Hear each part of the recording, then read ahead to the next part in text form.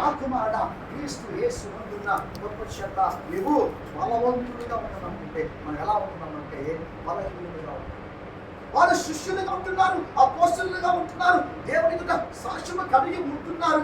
కానీ వారు ఏం చేస్తున్నారా అంటే అల్ప విశ్వాసంతో ఉంటున్నారు. ఈరోజు మనం అంటే రక్షించబడి అనేక దినములు అయినప్పటికీ కూడా అనేక సంవత్సరాలకు మనం ప్రభు దగ్గరకు వస్తున్నాము. కానీ ఇంకా మనం ఎలా ఉన్నామంటే మన ఆత్మీయ జీవితంలో బలహీనతగా ప్రభువులో ఆనందించలేకపోతున్నాము, ప్రభువులో సంతోషించలేకపోతున్నాము, ఆత్మీయ జీవితంలో ఎదుగుదల లేకుండా బతుకంటారు కదా. ఇప్పుడే వడ్డని చెట్టు వేరుగా ఉంచబడి ఉన్నది, పని ప్రతి చెట్టు నరుగుతాడు. ఎందుకు నరుగుతాడంట? ఫలించకపోతే నరుగుతాడు. అయ్యా ఇదిగో 5 తలాంతులు ఇచ్చావు, 5కు 5 నేను సంపాదించాడు. అలా నమ్మకమైన మంచి దాసుడా. మాకు 2 ఇచ్చావయ్యా, 2కు 2 సంపాదించాను. అలా నమ్మకమైన మంచి దాసుడు అన్నాడు. ఇదిగో 1 ఇచ్చాము, ఒకటిగానే ఉంచినప్పుడు అంతే కదా ఒరి చెత్త. ఎందుకంటే ఫలింపు ఈరోజు సంఘం ఏం చేస్తుందంటే ఆరాధనకు చక్కగా క్రమముగా వచ్చేవారిగా ఉంటున్నాము, కానీ ఆత్మీయ స్థితిలో ఎదగలుగుతున్నాము. చూడండి నిర్మాకాండం మాటలు చూడండి. నిర్మాకాండంలో 19వ అధ్యాయం, నిర్మాకాండము 19వ అధ్యాయము, నిర్మాకాండము 20వ అధ్యాయము, నిర్మాకాండము 20వ అధ్యాయము, నిర్మాకాండం 20వ అధ్యాయము 18 చదువుకుంటున్నట్లయితే ప్రజలందరూ ఆ ఉరుములు, ఆ మెరుపులు, ఆ పూరగడియు, ఆ పర్వత రూపమును చూసి భయపడి తొలగి దూరముగా నిలిచి మోషేతో ఇట్లనిది, నీవు మాతో మాట్లాడము, మేము విందుము. దేవుడు మాతో మాట్లాడినలా మేము సరిపోదు. అందుకు మోషే భయపడకుడి, మిమ్మల్ని పరీక్షించుటకు మీరు పాపము చేయకున్నట్లు ఆయన భయపడి పలుకుటకును దేవుడు ఏం చేసినని ప్రజలతో చెప్పాడు. ప్రజలు దూరముగా నిలిచి మోషే దేవుడున్న గడాంధకారములకు సమీపమునైనారు. ఇశ్రాయేలు జనాంగమంతా హోరేబు దగ్గరే ఉన్నారు, సీనాయి కొండ దగ్గరే ఉన్నారు. హోరేబు కొండ, సీనాయి కొండ 2 ఒకటే, రెండు పేర్లు ఉంటాయి. అందరూ ఆడే ఉన్నారు. కానీ యెహోవా ఆయన దిగి వచ్చినప్పుడంట ఇశ్రాయేలీయులను కొండకి కిందనే దూరం ఉన్నారంట. మోషే ఒక్కడే దేవునికి సమీపం. ఈరోజు అంటే మన ప్రార్థనా జీవితంలో మన రక్షణ పొందినటువంటి ప్రతి దినం మనం ఏంటంటే నూతన పరచబడుతూ దేవునికి మనము సమీపంగా మనము ఎబిరాసు పత్రిక 12వ అధ్యాయము, ఎబిరాసు పత్రిక 12వ అధ్యాయము, ఎబిరాసు పత్రిక 12వ అధ్యాయము, హెబ్రీయులు రాసిన పత్రిక 12వ అధ్యాయము 18గా చదువుతున్నట్లయితే హెబ్రీయులు 12:18 స్పృశించి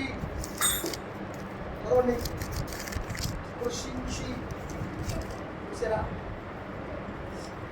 తెలుసుకున్నట్టు మండుచున్నట్టు కొండకును అగ్నికిని కారు మేఘమునకును గడాంధకారమునకును తుఫానుకును దూరధ్వనికి మాటధ్వనికి మీరు వచ్చి ఉండలా. రక్షణ పొంది 10 సంవత్సరాలు, 8 సంవత్సరాలు, 30 సంవత్సరాలు అయింది. కానీ మనం ఏం చేస్తామంట, ఇంకా ఆ మండుచున్న మొదలు మనము సమీపంగా రాలేకపోతున్నాం, మండుచున్న కొండకు మనము సమీపంగా రాలేకపోతున్నాం, దేవుని సన్నిధికి సమర్పణ రాలేకపోతున్నాం, దేవుని సహవాసానికి దగ్గరగా లేకపోతున్నాం, ప్రభుతో మాట్లాడలేకపోతున్నాం, ఆయన స్వరాన్ని మనం వినలేకపోతున్నాము, ఆయన మనము చూడలేకపోతున్నాం. అని నామకార్థముగా దేవుని పెద్దకు వచ్చి వెళ్ళిపోయే వారు ఉన్నాం. కానీ మనలో ఆత్మ సంబంధమైనటువంటి ఎదుగుదల లేని వారిగా మనము ఉంటున్నాం. సౌలు మొట్టమొదటి రాజుగా ఉన్నాడు, ఆయన చనిపోయాడు.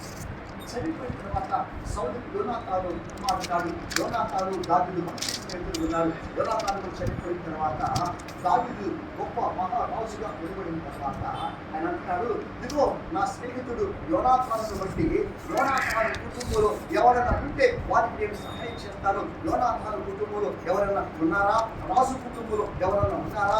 రాజకీయంగా రాజకుమారుడుగా ఎవరైనా ఉన్నారా అని అడిగినప్పుడు సీమ ఏమంటారంటే, అయ్యా యోనాతాను కుమారుడు ఉన్నాడు, అతని పేరు మెఫీషే. సమూయేలు రాసినటువంటి 2వ గ్రంథంలో మాట్లాడుతుంది. సమూయేలు రాసిన 2వ గ్రంథము, సమూయేలు 2వ గ్రంథము 9వ అధ్యాయం 3వ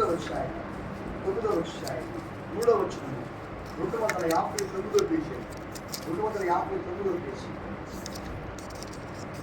యోనా మొదటి 9వ అధ్యాయం. యోనాతానును బట్టి నేను ఉపకారము చూపుటకు సౌలు కుటుంబములో ఎవరైనా కరడాయన దావీదు అడిగితే 3వ వచనం అంటున్నాడు కదా, రాజు యెహోవా నాకు దయ చూపినట్టుగా నేను ఉపకారము చేయుటకు సౌలు కుటుంబంలో ఎవరైనా ఒకడు శేషించి ఉన్నాడా అని దావీదు అడిగినప్పుడు అంటున్నాడు కదా, సేవ అంటున్నాడు, యోనాతానుకు కుంటి కాళ్ళ గల కుమారుడు ఒకడు ఉన్నాడు. ఎవరంట? రాసే, సౌలు రాసే, యోనాతాను రాజకుమారుడే. యోనాతాను కుమారుడు మెఫీషోబెతు రాసే. కానీ అతను ఎటువంటి వాడంటమ్మా? కుంటివాడంట. రాసే అతను ఎలా ఉన్నాడు? కుంటివాడు. మన గురించి ఉన్నదంటే మీరు రాజులైన యాజక సమూహం, దేవుడు మనకు ఆధిక్యత ఇచ్చాడు, ఒక అధికారాన్ని మనకి ఇచ్చాడు, రాజులుగా మనం ఉంచున్నాడు. కానీ అని అన్నాడు కదా, యోనాతాను రాజుగా అన్నాడు, యోనాతాను కుమారుడు రాజుగా అన్నాడు, కానీ రాజకుమారుడే. కానీ అది ఎలా ఉన్నాడంట? ఈరోజు మనము మన దేవునికి యాజకులుగా రాజకుమారులుగా మనము ఉన్నాము, మనము రాజులుగా మనం ఉన్నాము, రక్షించబడిన వారిగా మనం ఉన్నాము, ఆత్మను కలిగి మనం ఉంటున్నాము, ఆరాధనలో మనం ఉంటున్నాము. కానీ మనం ఎలా ఉంటున్నామంటే కుంటి వారిగా మనము రాసులమే, రక్షించబడిన వారమే, ప్రార్థించే వారమే, సంఘాన్ని పుష్టించే వారమే, మనం దేవుళ్ళలో నివసించినటువంటి వారమే. కానీ మనం ఎలా ఉన్నామంటే సరైనటువంటి నడక మనకి కూర్చోడిగా ఉంటున్నాం, నడక లేని వారిగా మనం ఉంటున్నాం, నడుచుకునేటువంటి వారిగా ఉంటాం, బలహీనమైన మన జీవితం మనము జీవించుకుంటున్నాం. ఆత్మీయ స్థితిలో మనం మనకు అన్నాడు కదా, ఒక వ్యక్తి ఉన్నాడయ్యా, అతని పేరు మెఫీషోబెతు, కానీ అతడు ఈరోజు అంటే ఆత్మీయ జీవితంలో నడక లేని వారిగా అనుకుంటాం. శ్రమకు కదండి, ఏమండి నేను ప్రభువులో ఉండడానికి ఆశపడుతున్నాను, కానీ ఇదిగో నా కుటుంబంలో నా పిల్లలు ఉంటాను, నాకు ఉద్యోగం లేదు, నేను పనులు చేసుకుంటాను, ఎక్కడైనా చాపుకోవాలా, వారిని చదివించాలా, వారిని రద్దు చేసుకోవాలా, వారిని పెళ్లిళ్ళు ఉన్నాయి, వారి వివాహాలు నిర్మించాలా, మన బాధ్యతలు అనుకునేసి మనము చెబుతూ ఉంటాము. కానీ హనోకుని గమనించినట్లయితే హనోకంట 300 సంవత్సరాలంట పిల్లలను కంటూ, వారికి పెళ్లి చేస్తూ, వారికి ఉద్యోగాన్ని చూసుకుంటూ, వారి కుటుంబాలను చూసుకుంటూ 300 సంవత్సరాలంట దేవుడితో అతడు నడిచాడు. అటువంటి నడక మనకు లేదు. మోషే దేవుడితో నడుచుకుంటే మనకు కనపడుతుంది, కానీ మనము నడక లేని మనము రాసులుగా రక్షించబడినటువంటి వారినే. కానీ మనం ఎలా ఉన్నామంటే ఆత్మీయ జీవితంలో సరైనటువంటి నడక మనకు లేదు. మనము దేవుళ్ళ బలమైన మనము జీవించగలం. ఫిలిప్పీ రాసిన పత్రిక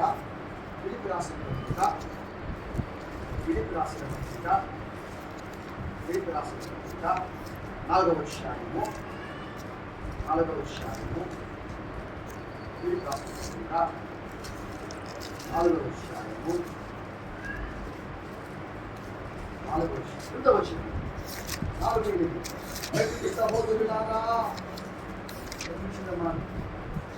సహోదరులారా, ఏ యోగ్యతైనను మెప్పైనను బుద్ధిని ఎడల ఏవి సత్యమైనవు, ఏవి మాన్యమైనవు, ఏవి న్యాయమైనవు, ఏవి పవిత్రమైనవు, ఏవి రమ్యమైనవు, ఏవి ఖ్యాతి గలవు, వాటి మీద ధ్యాస. సత్యం ఎలా ఉన్నారు? ఏది మనిషో ఏది చెడు తెలుసు.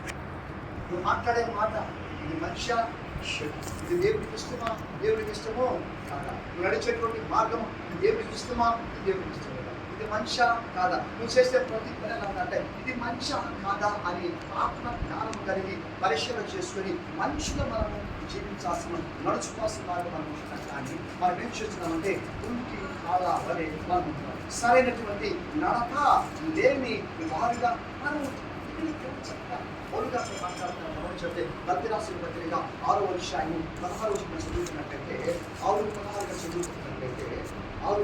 చదువుతున్నట్లయితే చక్కగా మాట్లాడుతుంటారండి. 6వ అధ్యాయము 16వ వచనం చదువుతున్నట్లయితే 6 చదువుకుంటే 6:16 ఈ పద్ధతి చొప్పున నడుచుకుని వారందరికీ అనగా దేవుని ఇశ్రాయేలునకు గల్తీ రాసిన పత్రిక 6వ అధ్యాయము